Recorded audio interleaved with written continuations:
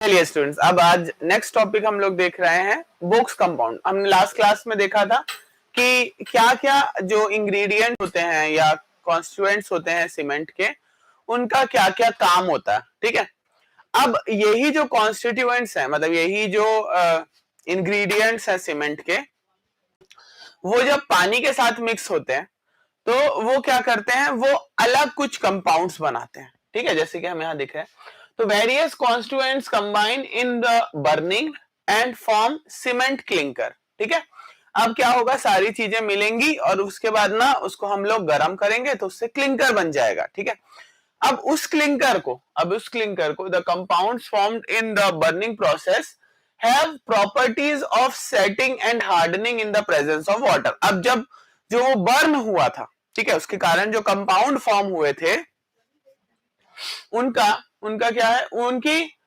उनके पास कुछ setting property आ जाती है जब हम वो पानी से मिलता है। ठीक है, so they are responsible for the property of cement. तो यही जो कंपाउंड्स हैं जो क्लिंकर बनते टाइम उनमें ये प्रॉपर्टी आई है, इन्हीं के कारण सीमेंट में भी प्रॉपर्टी आती है ना। यही लोग रिस्पॉन्सिबल है प्रॉपर्टीज ऑफ सीमेंट के लिए। तो अब ये कौन है, इनको बोलते हैं हम लोग बोक्स कंपाउंड।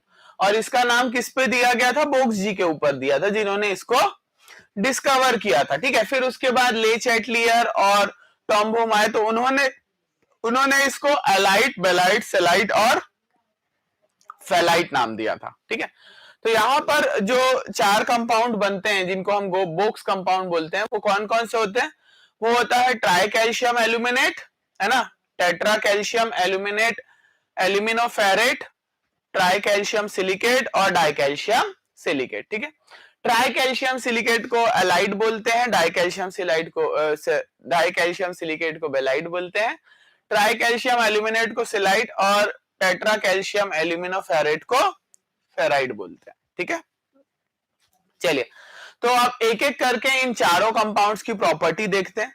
अब मैंने आपको बताया था कि एल्यूमिना किसके लिए रिस्पॉन्सिबल है, लास्ट क्लास में आपको बताया था, लास्ट लेक्चर में जब हम कंपाउंड्स देख रहे थे, तब आपको याद होना चाहिए कि एल्यूमिना किसके लिए रिस्पॉन्सिबल है, एल्यूमिना क्विक सेटिंग के लिए रिस्पॉन्सिबल है। ठीक है, तो अगर जैसे यहां पर 2 कंपाउंड्स में एल्यूमिना है तो ये दोनों में क्विक सेटिंग होगी, है ना। तो नेक्स्ट अब हम लोग देख रहे हैं ट्राई कैल्शियम एल्यूमिनेट।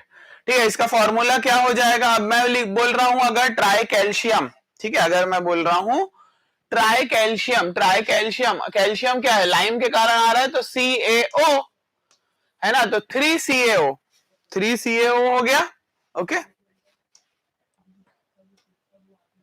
है ना, 3CaO हो गया। और एल्यूमिनेट का मैंने क्या बताया था, एल्यूमिना का Al2O3 बन गया इसका फॉर्मूला। दिक्कत आई क्या, नहीं आई। इसको शॉर्टकट में कैसे लिख सकते हो आप, C3A करके आप इसको शॉर्टकट में लिख सकते हो। ठीक है, अब ये कितना परसेंट रहता है, देखो इसका क्वांटिटी ज्यादा नहीं रहता, ये कितना रहता है, ये 4 से 14% रहता है। ठीक है, 4 to 14% by weight formed within 24 hours. कितनी देर में बन जाता है, 24 घंटे में बन जाता है। ठीक है, जैसे पानी से कांटेक्ट लेगा वैसे 24 घंटे के अंदर ये बन जाएगा। इसलिए सीमेंट क्या होने लगता है, हार्ड होने लगता है ना। इसलिए हमारा सीमेंट जो है वो जल्दी ही हार्ड होने लगता है, किसके कारण, सेट होने लगता है, किसके कारण, एल्यूमिना के कारण। ठीक है, या ये जो टाई कैल्शियम एल्यूमिनेट बन रहा है इसके कारण। ठीक है, चलिए ये क्या है, ये रिस्पॉन्सिबल है फॉर, अब अगर क्विक सेटिंग हो रही है तो आपका हीट ऑफ हाइड्रेशन भी तो निकलेगा।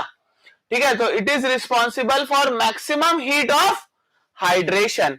मैक्सिमम हीट ऑफ हाइड्रेशन के लिए ये क्या होगा, रिस्पॉन्सिबल रहेगा।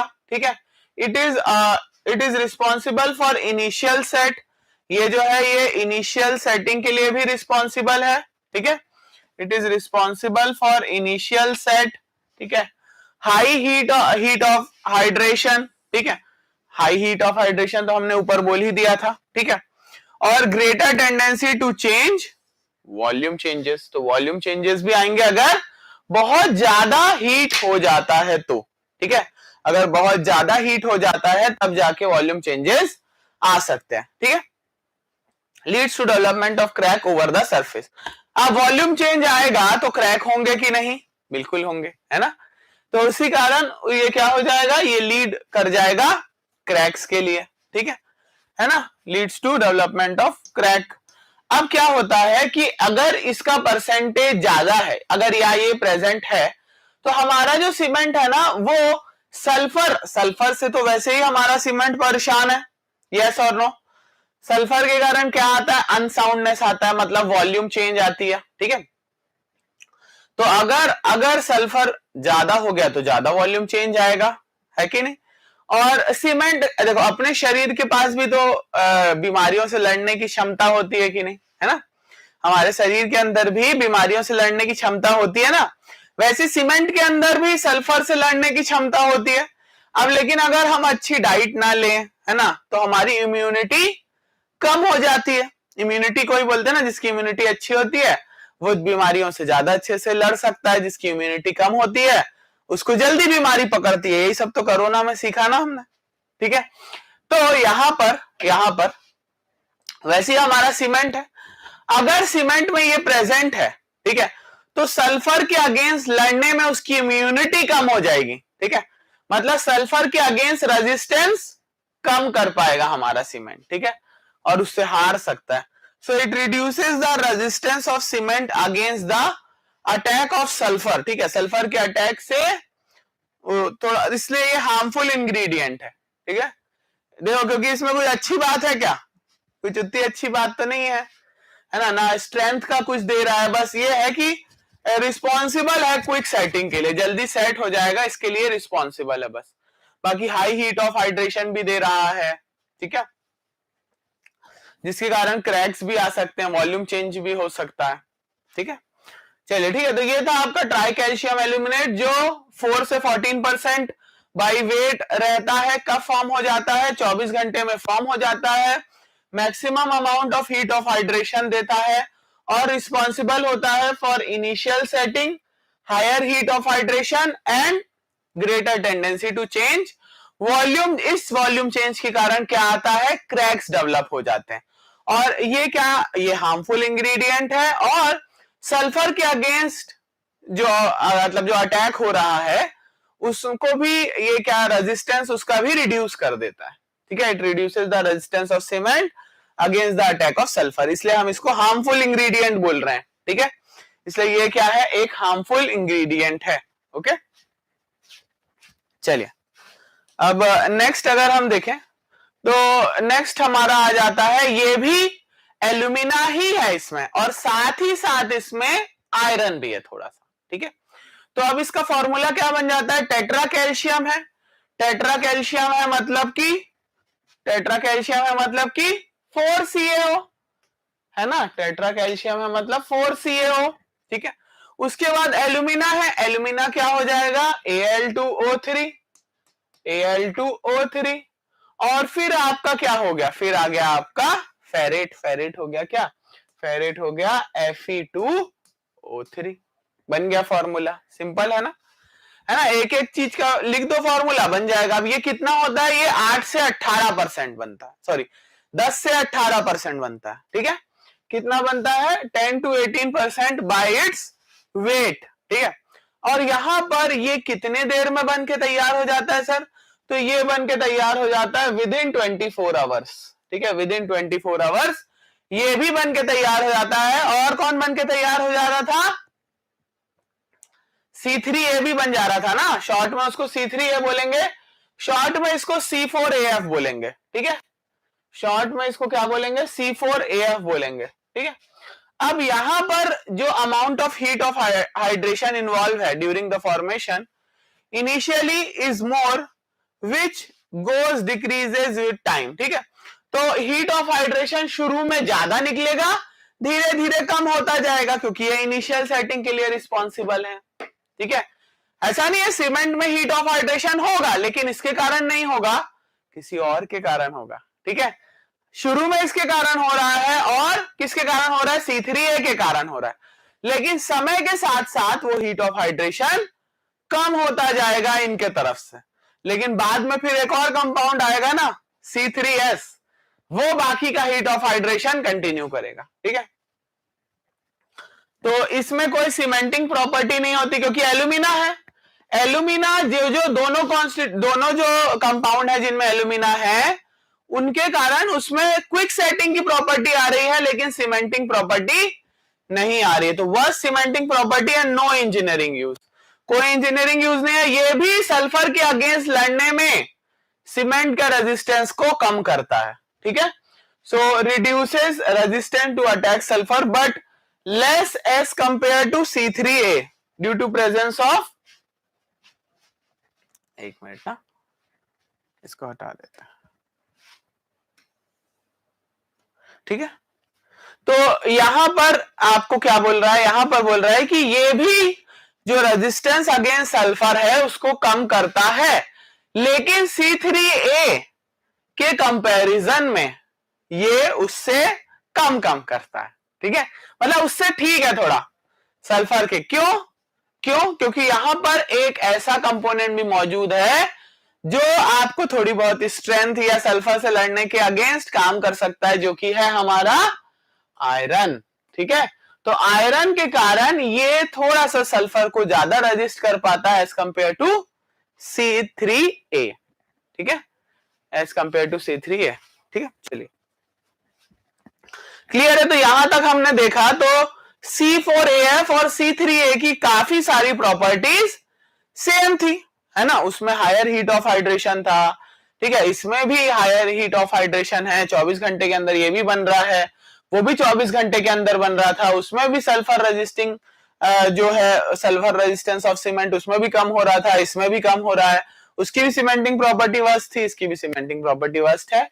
ये भी 24 घंटे के अंदर बनेगा, वो भी 24 घंटे के अंदर बनेगा। ठीक है, चलिए अब नेक्स्ट आ जाते हैं ट्राई कैल्शियम सिलिकेट, जो कि मेनली रिस्पॉन्सिबल है और मेजर कंपोनेंट है। ठीक है, ये भी यही मेन सीमेंटिंग प्रॉपर्टी के लिए रिस्पॉन्सिबल है और यही मेजर कंपोनेंट है क्योंकि ये कितना बन जाता है, ये बन जाता है 45% टू 85%, डिपेंड करता है कौन सा सीमेंट है। नाम क्या है, ट्राई कैल्शियम सिलिकेट। फॉर्मूला क्या हो जाएगा, ट्राई कैल्शियम तो C3CaO तो हो गया। ठीक है, और सिलिकेट तो SiO2 हो गया। ठीक है, SiO2। ओके, चलिए अब अगर देखें कि ये कितने ये इसकी सीमेंटिंग प्रॉपर्टी जो है वो बेस्ट होती है, बेस्ट सीमेंटिंग मटेरियल। ठीक है, अगर अच्छे से जल चुका है सीमेंट तो, है ना, and is well burnt cement. ठीक है, is suppose to be best cementing material and is well burnt cement. ठीक है, नेक्स्ट अगर देखें ये कब बनता है, ये बनता है 1 हफ्ते में, मैंने बताया ना, इसलिए बाद में आएगा। बाद में जो हीट ऑफ हाइड्रेशन आएगा वो C3S के कारण आएगा, शुरू में C3A और C4AF के कारण आएगा। ठीक है, अब शुरू में स्ट्रेंथ तो नहीं दे रहे हैं C3A और C4AF, तो अब वो स्ट्रेंथ कहां से आ रही है, यहीं से तो आ रही है। Responsible for development of early strength of cement in initial stages. 7 दिन की जो स्ट्रेंथ है वो इसके कारण आती है। ठीक है, 7 दिन की स्ट्रेंथ जो है वो इसके कारण आती है, 7 दिन 28 दिन की। ठीक है, अब यहां पे ये क्या करता है, इंक्रीज करता है resistance against freezing and थॉइंग, freezing और थॉइंग के अगेंस्ट भी, क्योंकि स्ट्रेंथ दे रहा है ना। ठीक है, अब यहां पर एक जेल फॉर्म होता है, कैल्शियम सिलिका CHS जेल, जिसको हम क्या बोलते हैं, जिसको हम टूबरमोराइड जेल भी बोलते हैं। ठीक है, अब ड्यूरिंग हाइड्रेशन क्या होता है, CaOH जो है ना, CaOH जो है वो क्या करता है, वो रिलीज होता है। ठीक है, ड्यूरिंग हाइड्रेशन CaOH रिलीज होता है। अब ये रिलीज होगा तो बाहर निकलेगा, है ना। अब बाहर निकलेगा, है ना, पहली बात तो अगर CaOH रिलीज हो रहा है तो pH क्या होगा, लाइम ही तो है, लाइम ही तो है, तो pH क्या हो जाएगा, pH अल्कलाइन हो जाएगा, pH बढ़ जाएगा। pH बढ़ जाएगा तो एसिडिटी कम होगी ना, है ना, एसिडिटी कम होगी तो करोजन भी कम होगा। तो एक चीज अच्छी है कि इसके कारण करोजन कम हो जाता है, लेकिन दूसरी चीज क्योंकि ये निकल रहा है तो ये लीच आउट हो रहा है, तो वॉइड्स बना देगा। वॉइड्स के कारण सल्फर का जो अटैक है वो बढ़ जाएगा उसके। तो आप सरिया को बचा रहे हो तो सीमेंट निपट जा रहा है, ठीक है। चलिए, अब डाई कैल्शियम सिलिकेट में CaOH2 नहीं बनता है ना, तो इसीलिए ये सल्फर के अगेंस्ट ज्यादा अच्छा रेजिस्टेंस दिखाता है एज कंपेयर टू C3S, ठीक है। मतलब C3S, C3A और C4AF तीनों के तीनों सल्फर के अगेंस्ट रेजिस्टेंस को कम कर देते हैं सीमेंट के अंदर, लेकिन बढ़ा कौन देता है? बढ़ा देता है हमारा अभी दूसरा हीरो, अभी देखेंगे हम लोग, ठीक है, जो कि मेन हीरो है आपका डाई कैल्शियम सिलिकेट, ठीक है। ये कितना बनता है? ये 15 से 35% बनता है बाय इट्स वेट, ठीक है, लेकिन ये सबसे आखिरी में फॉर्म होता है। और जो लेटर स्टेज की स्ट्रेंथ है, जैसे अर्ली स्टेज की स्ट्रेंथ है 7 दिन 28 दिन, वो तो ये संभाल ले रहा है, ठीक है, लेकिन ये जो है ये धीरे धीरे करके, it is form very slowly, धीरे धीरे फॉर्म होता है, और ये 1 साल तक, मतलब है ना, साल तक जो स्ट्रेंथ बढ़ती रहती है वो इसी कारण बढ़ती रहती है, ठीक है। So it is formed very slowly after addition of water in cement and may require a year of so for its formation. 1 साल लग जाता है, ठीक है, फॉर्मेशन में पूरी तरीके से, ओके। चलिए, सो यहां पर ये क्या करता है? ये इंपार्ट करता है रेजिस्टेंस, ठीक है, मतलब केमिकल के अगेंस्ट केमिकल अटैक के अगेंस्ट रेजिस्टेंस देता है ये, ठीक है, केमिकल अटैक के अगेंस्ट रेजिस्टेंस देता है। It is responsible for ultimate and progressive strength, जो मैंने बताया जो लेटर स्टेज में आती है ना, जैसे डैम एम, और इसके लिए काफी सही है क्योंकि इसका हीट ऑफ हाइड्रेशन भी कम होता है। तो जब आप मास कॉन्क्रीटिंग कर रहे होगे उस टाइम पर ये सीमेंट, ये जो कंपाउंड है, जैसे अगर आपको मास कॉन्क्रीटिंग करनी है तो आप इसका परसेंटेज बढ़ा दो, ठीक है, और C3S का परसेंटेज कम कर दो, उससे क्या होगा? हीट ऑफ हाइड्रेशन कम हो जाएगी, है ना, उससे क्या होगा? हीट ऑफ हाइड्रेशन कम हो जाएगी। हीट ऑफ हाइड्रेशन कम होगी तो ज्यादा कॉन्क्रीटिंग है, अगर हीट ऑफ हाइड्रेशन ज्यादा रहेगी तो वॉल्यूम चेंज का चांस ज्यादा है, कम रहेगी तो वॉल्यूम चेंज का चांस कम है, क्रैक्स का चांस कम है, ठीक है। तो एक बार चारों को हम लोग देख लेते हैं, ठीक है। तो C3A देखा था सबसे पहले, C3A देखा था, जो फॉर्मूला होता है 3CaO Al2O3 का फॉर्म हो जाता है, कितने परसेंट होता है? तो 4 से 14% होता है, 24 घंटे के अंदर फॉर्म हो जाता है, देता है सबसे ज्यादा मैक्सिमम हीट ऑफ हाइड्रेशन देता है, ठीक है। और किसके लिए रिस्पॉन्सिबल है? इनिशियल सेट के लिए रिस्पॉन्सिबल है, ठीक है, हीट ऑफ हाइड्रेशन के लिए रिस्पॉन्सिबल है, और साथ ही साथ वॉल्यूम चेंजेस के लिए भी रिस्पॉन्सिबल है, जिसके कारण क्रैक्स आ सकते हैं, ठीक है, और साथ ही साथ सल्फर के अगेंस्ट रेजिस्टेंस को भी कम कर रहा है, ठीक है। अब नेक्स्ट देख लेते हैं इसका भाई, है ना, C4AF फॉर्मूला क्या होगा? 4CaO Al2O3 Fe2O3, ठीक है। कितना वेट होता है? तो 10 से 18% का वेट होता है, 24 घंटे के अंदर ये फॉर्म हो जाता है, ठीक है। हाँ, ये भी रिस्पॉन्सिबल है किसके लिए? Amount of heat of hydration के लिए ये भी रिस्पॉन्सिबल है, जो शुरू में होता है लेकिन धीरे धीरे कम होता जाता है, ठीक है। फ्लैश चैट के लिए रिस्पॉन्सिबल है बट जनरेट लेस हीट, ठीक है, उससे कम करता है हीट, सीमेंटिंग प्रॉपर्टी भी उससे वर्स्ट है, मतलब वर्स्ट है सबसे, ठीक है। और साथ ही साथ सल्फर के अगेंस्ट रेजिस्टेंस भी कम करता है, लेकिन C3A के कंपैरिजन में वो कम है, क्योंकि because of the presence of Fe, ठीक है, यहां पर लिख लेना, due to the presence of Fe, Fe है वो आयरन, ठीक है, due to the presence of Fe, और इसके कारण छुप गया है। चलो आगे बढ़ते,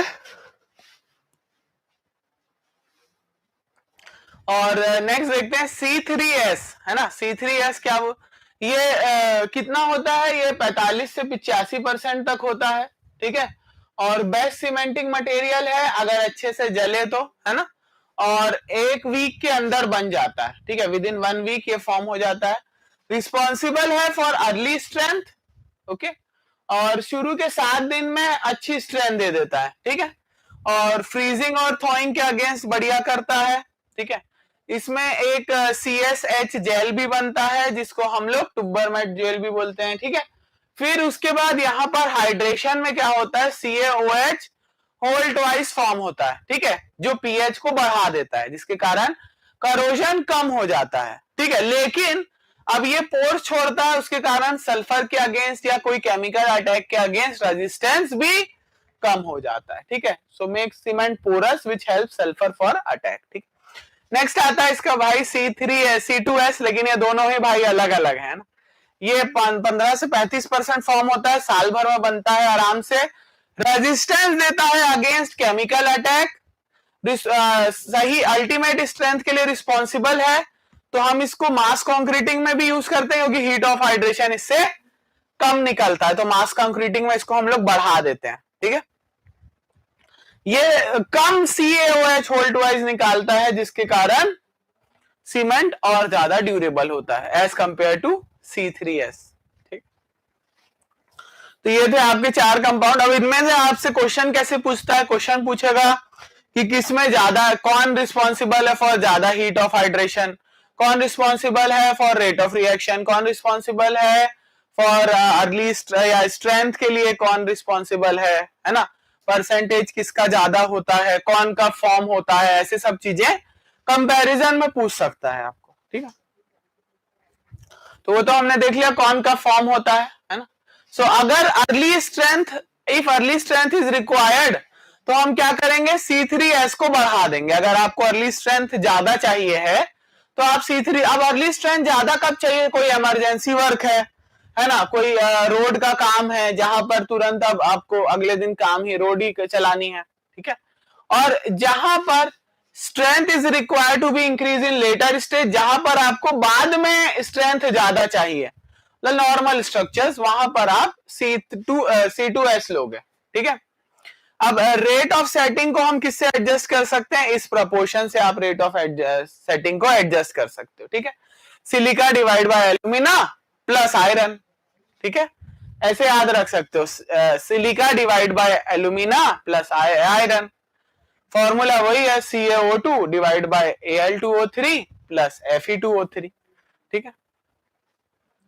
अब नॉर्मल OPC में कितना निकलता है CaOH होल्ट वाइज, तो ये 20 से 30% निकलता है, ठीक है।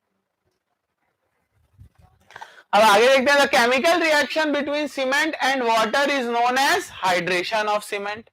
नेक्स्ट अब हम लोग देखते हैं हाइड्रेशन ऑफ सीमेंट में क्या होता है ना, और कैसे काम करता है, ठीक है। तो the chemical reaction between cement and water is known as hydration of cement, ठीक है। जो ये पानी और सीमेंट के बीच में जो रिएक्शन हो रहा है उसको हम लोग बोलते हैं हाइड्रेशन ऑफ सीमेंट। एक मिनट ना,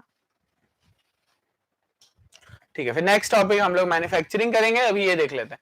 अब हीट ऑफ हाइड्रेशन जो है फॉर OPC कितना रहता है, 89 to 90 कैलोरी पर ग्राम, मतलब 1 ग्राम है तो वो 90 के आसपास है ना, 90 के आसपास कैलोरी रिलीज करेगा, ठीक है। कितने दिन में, 28 दिन में, ठीक है, नहीं 7 दिन में 90 के आसपास और 28 दिन में 90 से 100 के आसपास, ठीक है। मतलब इनिशियल स्टेज में ज्यादा कर रहा है बिकॉज ऑफ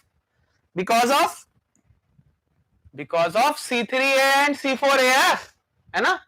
देखो हीट ऑफ हाइड्रेशन C3A में सबसे ज्यादा होता है और रेट ऑफ हाइड्रेशन C4AF का ज्यादा होता है, ठीक है। अब यहां पर पानी को अगर देखें तो 23% पानी हम मिलाते हैं ताकि कंप्लीट हाइड्रेशन हो, 15% और मिलाते हैं ताकि वॉइड फिल हो जाए, ठीक है। तो टोटल आप कितना मिलाते हो, 38% मिलाते हो। टोटल आप कितना मिला रहे हो, 38% ऑफ वाटर मिला रहे हो। तीनों में जो ऑप्शन दिया हो वो वाला टिक कर लेना, ठीक है। अब हीट ऑफ हाइड्रेशन किस में ज्यादा होता है, तो C3A में ज्यादा होता है, उसके बाद C3 एस में, उसके बाद C4AF में और उसके बाद C2S में, ठीक है। लेकिन हाँ, रेट किसका हाई होता है, तो रेट आपका C4AF, फिर C3A, फिर C3S, फिर C2S, ठीक है। बाइंडिंग प्रॉपर्टी C3S और C2S होता है, उसके बाद C3A और आखिरी में C4AF, क्योंकि इसकी वर्क सीमेंटिंग प्रॉपर्टी होती है ना, इसलिए आखिरी में आता है C4AF, ठीक है। उसके बाद वाटर रिक्वायर्ड फॉर हाइड्रेशन, ठीक है। अगर हम लोग देखें कि अगर हमको पानी की जरूरत है ना, तो वहां पर आ जाएगा सबसे ज्यादा पानी की जरूरत C3S, फिर C2S, फिर C3AF और C4AF को बराबर लगता है, ठीक है। C3 यहां पे लिख देता हूं मैं, वाटर रिक्वायर्ड। अब जो सबसे ज्यादा क्वांटिटी में जो कंपोनेंट है उसी को ज्यादा पानी लगेगा, है कि नहीं। जो ज्यादा क्वांटिटी में है उसको ज्यादा पानी लगेगा। कैसे हिल गया, अरे है ना। So water required for hydration C3S में सबसे ज्यादा, फिर C2S, और इन दोनों में बराबर होता है, ठीक है। चलिए, आपको नोट करना है क्या, तो मैं आपके लिए सारी स्लाइड चला देता हूं एक बार।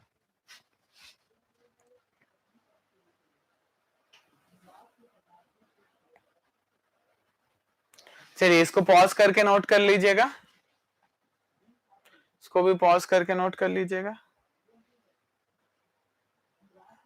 इसको पॉज करके नोट, है ना। यहां पर Fe है ये,